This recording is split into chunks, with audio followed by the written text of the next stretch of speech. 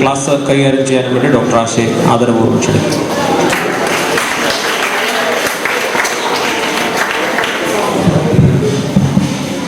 ബഹുമാന്യനായ അധ്യക്ഷൻ, ward member doctor Santhosh, മറ്റധ്യാപകരെ, വിദ്യാർത്ഥികൾ, ഞാനൊരു ക്ലാസ് എടുക്കാൻ ഉദ്ദേശിച്ചല്ല ഇവിടെ നിൽക്കുന്ന കാര്യം. നിങ്ങൾ രാവിലെ മുതൽ ക്ലാസ്സുകൾ കേട്ടുകൊണ്ടിരിക്കുക അല്ലേ? ക്ലാസ്സായിരുന്നു അല്ല, നിങ്ങൾ സയൻസ് സ്റ്റുഡൻസ് അല്ലേ? അപ്പോൾ പ്രാക്ടിക്കലില്ല, ക്ലാസ് തന്നെയാണ് രാവിലെ മുതൽ കേട്ടുകൊണ്ടിരിക്കുന്നത്. അപ്പം അതുകൊണ്ടൊരു ക്ലാസ് എടുക്കാനല്ല ഞാൻ ഉദ്ദേശിക്കുന്നത്, നിങ്ങളോട് ചോദ്യങ്ങൾ ചോദിക്കാനാണ്. ചോദ്യങ്ങൾ ആദ്യം ബാക്ക് ബെഞ്ചിൽ നിന്നാണ് തുടങ്ങുക.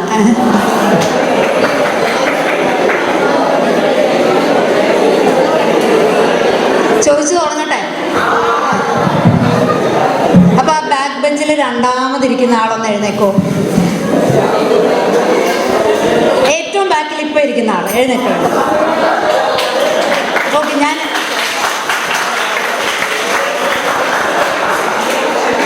അമ്മോന്റെ പേരെന്താ?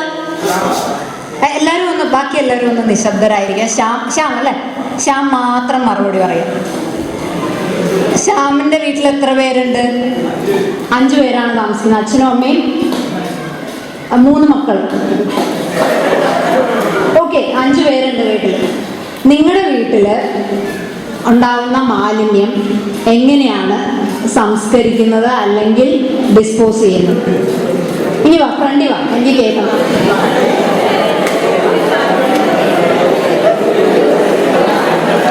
മിണ്ടാതിരിക്കാം എല്ലാവരും പറഞ്ഞോ. അമ്മ എന്താണ് ചെയ്യുന്നത് അല്ലെങ്കിൽ അച്ഛൻ എന്താണ് ചെയ്യുന്നത്? ശ്യാം എന്താണ് ചെയ്യുന്നത്? വീടിന്റെ മനസ്സിലായില്ല? നീ വീടിന്റെ അടുത്തിടുവെന്നോ എന്ന് പറഞ്ഞ തെങ്ങിൻ ചോട്ടിൽ ഇടും. എന്തൊക്കെ? പ്ലാസ്റ്റിക് മാലിന്യങ്ങൾ. ഇപ്പോൾ ഡോക്ടർ സന്തോഷ് നമ്മളിപ്പോൾ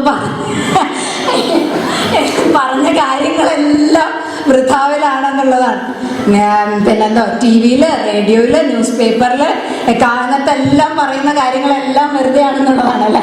പ്ലാസ്റ്റിക് മാലിന്യം ശ്യാമിൻ്റെ വീട്ടിൽ തെങ്ങിൻ്റെ ചോട്ടിലിടുന്നു. എത്ര സെന്റ് സ്ഥലമുണ്ട് വീട്ടിന് ചുറ്റും? 5 സെന്റ് സ്ഥലത്തിൽ എത്ര തെങ്ങുണ്ട്? 3 തെങ്ങുണ്ട്. ഈ 3 തെങ്ങിൻ്റെ ചോട്ടിലാണ് ഈ മാലിന്യങ്ങളൊക്കെ ഇടുന്നത്. പ്ലാസ്റ്റിക്കിൽ ശ്രദ്ധിച്ച് കേൾക്കുന്നത്. എല്ലാവരോടും വരും ചോദ്യങ്ങൾ. അപ്പം ഈ പ്ലാസ്റ്റിക് കവറിൽ കെട്ടിയിട്ട് തെങ്ങിൻ്റെ ചോട്ട്. എവിടെ വീട്? കരിമുകളിലാണ് വീട് അല്ലേ? അപ്പൊ അങ്ങനെയാണ് ശ്യാമിന്റെ വീട്ടിൽ. ഇനി ശ്യാം പോയിരുന്നു. അടുത്ത ഇവിടെ ഒന്ന് എഴുതി. ഈ 3-ാമത്തെ ബെഞ്ചിൽ ആദ്യം ഇരിക്കുന്ന ആള് എഴുന്നേറ്റ്. പേരെന്താ? മിനി. മോള് മാത്രം ഉത്തരം പറയും. പിങ്കി. ഞാൻ ശ്യാമിന്റെ അടുത്ത് ചോദിച്ച ചോദ്യം കേട്ടല്ലോ. പിങ്കിയുടെ വീട്ടിലെന്താ? പിങ്കിയുടെ വീട് എവിടെയാ? കോലഞ്ചേരി. ഓക്കെ. പിങ്കിയുടെ വീട്ടിൽ എങ്ങനെയാ മാലിന്യം സംസ്കരിക്കുന്നത്? വീട്ടിൽ എത്ര പേരുണ്ട്? 4 പേര്. 6 പേര്. ഓക്കെ. എങ്ങനെയാണ്? കത്തിക്കും. ചോറ് ബാക്കി വന്നാൽ കത്തിക്കോ?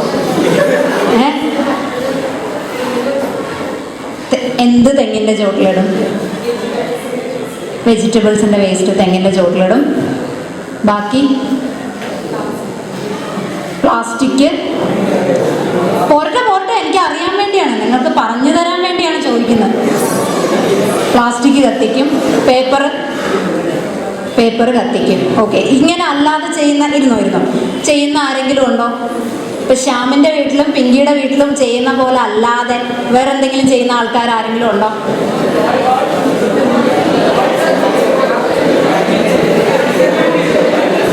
ഇല്ല, എല്ലാവരുടെ വീട്ടിലും ഇങ്ങനെ തന്നെയാണ്. എന്നോട് പറയും, നിങ്ങൾ തമ്മിൽ പറയാതെ. വേറെ ഒരു മാർഗവും ഇല്ല അല്ലേ? എല്ലാവരും ഇങ്ങനെ തന്നെയാ. 5 സെന്റിന് താഴെ സ്ഥലമുള്ള ആരെങ്കിലും ഉണ്ടോ? ഫ്ലാറ്റിലോ അങ്ങനെ വല്ലതും താമസിക്കുന്നത്? എവിടെയാ താമസിക്കുന്നത്? പാലാരിവട്ടത്താണ്. പാലാരിവട്ടം. ആ, എങ്ങനെയാണ് നിങ്ങളുടെ ഫ്ലാറ്റിലാണോ? ആ, എങ്ങനെയാണ് മോൻ്റെ വീട്ടിൽ? പേരെന്താ മോൻ്റെ? ആ, മൈക്കിളിൻ്റെ വീട്ടിൽ എങ്ങനെയാണ് ചെയ്യണത്? എന്തായാലും മുറ്റത്ത് തെങ്ങില്ല, അപ്പം എന്താ ചെയ്യുന്നത്? മിണ്ടാരി, ദയവ് ശ്രദ്ധിച്ചിരിക്കണം. ആ, നമ്മളെല്ലാം കൂടെ കെട്ടിയിട്ട് കോർപ്പറേഷൻ്റെ ബിന്നിൽ കൊണ്ടിടും അല്ലേ? അതെങ്ങനെയാണ് ചെയ്യുന്നത്? ഓ, എങ്ങനെ? എന്ത് വേസ്റ്റ്? ആ, ഭക്ഷണ സാധനങ്ങളെല്ലാം ഒരു കവറിലാക്കും വേസ്റ്റ്. ആ, അവിടെ വെച്ച് തന്നെ നമ്മൾ തിരിക്കും അല്ലേ? ആ, എല്ലാ ദിവസവും വരുമോ? ആ, 2 ആഴ്ച എത്തുമ്പോഴാണോ നിങ്ങളുടെ ഫ്ലാറ്റിൽ നിന്ന് വേസ്റ്റ് എടുക്കുന്നത്? താഴെ നിന്ന് എന്ത് സംഭവിക്കുന്നു? മോനെ ഒന്നും അന്വേഷിച്ചില്ല. താഴെ എന്ത് സംഭവിക്കുന്നു? ദിവസവും താഴെ കൊടുക്കും. താഴെ നിന്ന് എന്ത് സംഭവിക്കും? ദിവസവും പോവോ? അപ്പം ഇരുന്നു ഇതിൽ നിന്ന് എന്തുവാ മനസ്സിലായത്? ഇവിടെ ഇരിക്കുന്ന ആർക്കും തന്നെ കൃത്യമായി നമ്മുടെ വീട്ടിലെ വേസ്റ്റ് എങ്ങനെയാണ് ഡിസ്പോസ് ചെയ്യുന്നത് എന്നുള്ളതിനെ കുറിച്ചൊരു ധാരണയില്ല എന്നുള്ളതാണ്. നമുക്ക് എപ്പോഴും മഴക്കാലം ആവുമ്പോൾ പനി, രോഗങ്ങൾ, കൊതുക് എന്നൊക്കെ പറഞ്ഞ് ഇതെല്ലാം സർക്കാരിൻ്റെ ജോലിയാണ്. മാലിന്യ നിർമ്മാർജ്ജനം ചെയ്യുന്നതും കൊതുക് നിവാരണം ചെയ്യുന്നതും എല്ലാം സർക്കാർ ജോലിയാണ് എന്നുള്ള ധാരണയാണ്. പക്ഷേ ഓരോ പൗരന്മാർക്കും, കുട്ടികൾക്കും അടക്കം ഇതിനകത്ത് ഉത്തരവാദിത്യം ഉണ്ട്.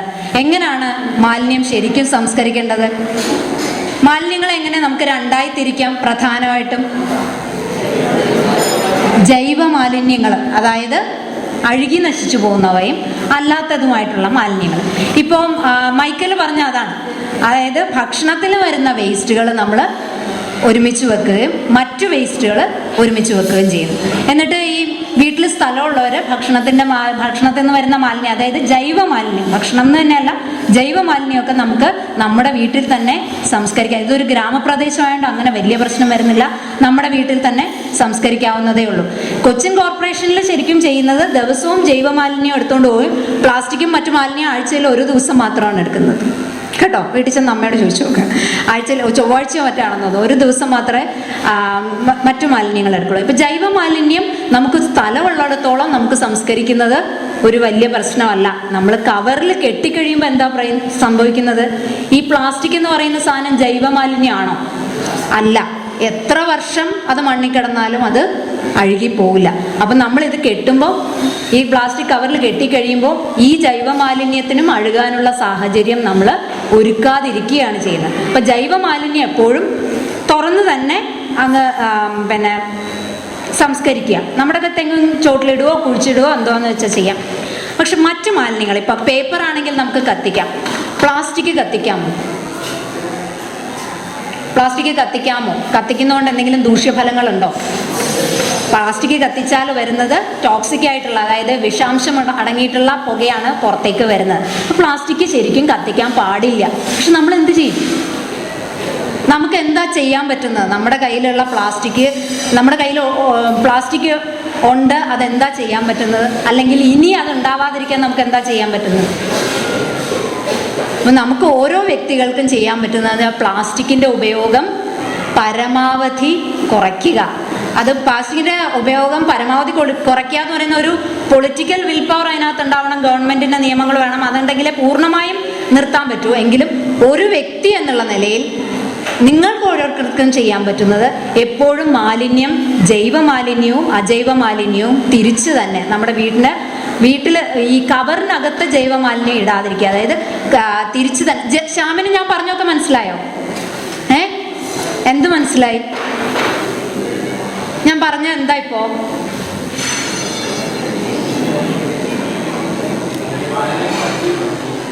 കണ്ടോ സാറേ? ഇപ്പൊ എന്തിനാ ഞാൻ ഇത്രയും തൊണ്ടയിൽ വെള്ളം വലിച്ച് ഇവിടെ നിന്ന് പറയുന്നതെന്നുള്ളതാണ്. ബാക്കിയുള്ളവരെങ്കിലും ശ്രദ്ധിക്കുക. ജൈവ മാലിന്യവും അജൈവ മാലിന്യവും വേർതിരിച്ച് തന്നെ സംസ്കരിക്കാൻ ശ്രമിക്കുക. പ്ലാസ്റ്റിക് കത്തിക്കാൻ പാടില്ല.